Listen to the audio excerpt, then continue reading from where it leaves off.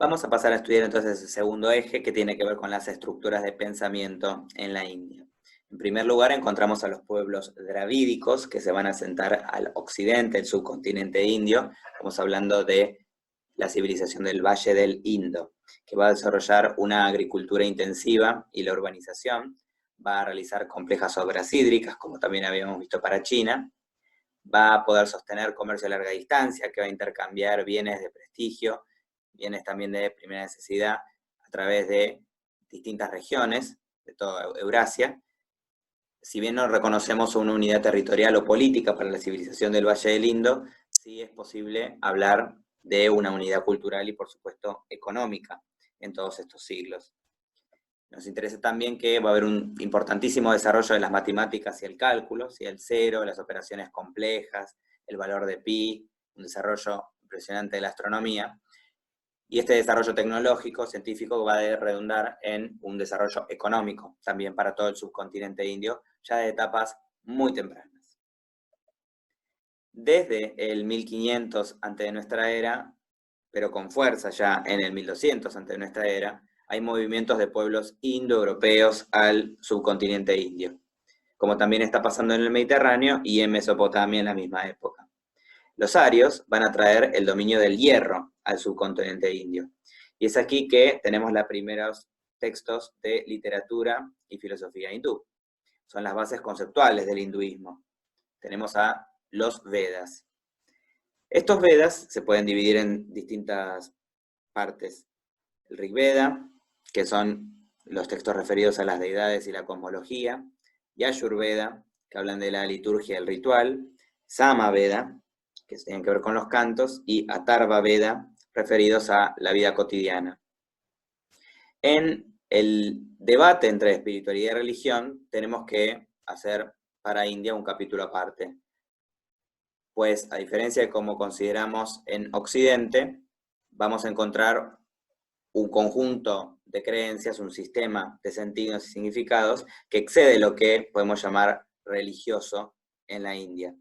Si bien la espiritualidad en términos amplios de la India y la religión como la conocemos en Occidente tienen un núcleo consistente en común que tiene que ver con pensamientos, sentimientos, experiencias y conductas que surgen en la búsqueda de lo sagrado, entendiendo sagrado como ese ser divino, como una realidad última, una verdad última, según la percepción del ser humano, tenemos que, sobre todo en el caso de la India, la espiritualidad adopta un carácter más holístico y universal, porque excede las fronteras de lo que en Occidente consideraríamos como religioso, de los límites culturales que muchas veces le ponemos a lo religioso. Existe en distintos contextos y va a adoptar formas específicas de acuerdo a las distintas culturas del subcontinente indio también. Esta espiritualidad en términos más amplios nos habla de una fe, un sentido de significado y un propósito en la vida, un sentido de conexión con los demás y una trascendencia del ser humano, los cuales siempre están orientados a un bienestar y la búsqueda de la paz interior.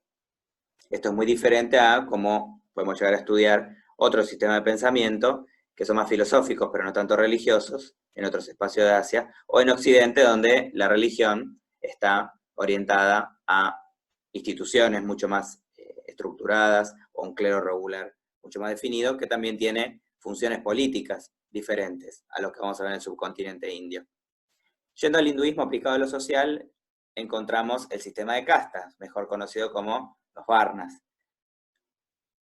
Esto tiene que ver con el color, en sus orígenes en términos etimológicos. Casta es el término que le dan los portugueses, y ya aquí nos adentramos de lleno en la complejidad que el subcontinente indio nos presenta.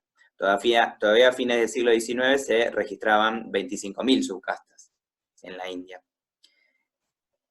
Como vemos acá, y desde los orígenes, ya los Vedas nos hablan de esto, vemos 4 castas principales, ¿sí? Los brahmanes, los kshatriyas o kshatriyas, los vaishyas o vaisyas, y los shudras o sudras, y por fuera del sistema de castas, como una no casta, los sectores excluidos que son los dalit, los intocables. En los distintos textos que tenemos para esta unidad podemos profundizar en cada una de ellas. Nos interesa reconocer que los brahmanes son los sacerdotes, los grandes profesores, los kshatriyas son los guerreros, los vaisyas son los sectores comerciantes y el artesanado, a veces también el funcionariado en algunos periodos, y los Sudras son los pequeños campesinos y los trabajadores en distintos oficios.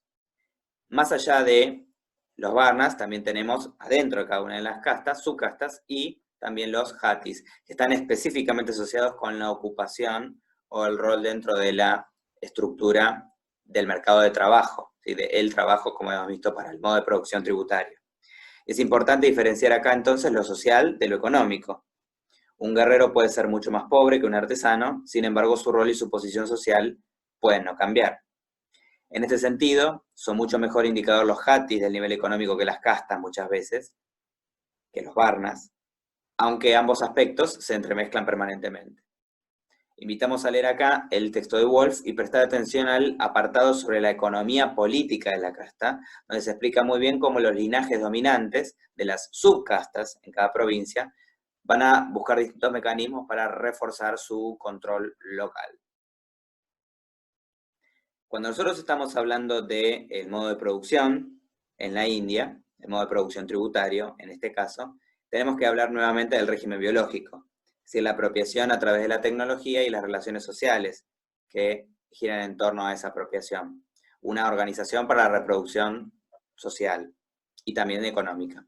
En esta organización intervienen, como ya vimos, las ideas, pero quizás, como en pocos otros espacios del mundo, lo indio tenga muy asociado el trabajo, ese para qué se está haciendo. Tiene que ver con el hinduismo. ¿Cómo era este trabajo socialmente organizado? Acá entra el hinduismo a definir quién produce en el modo de producción tributario en la India.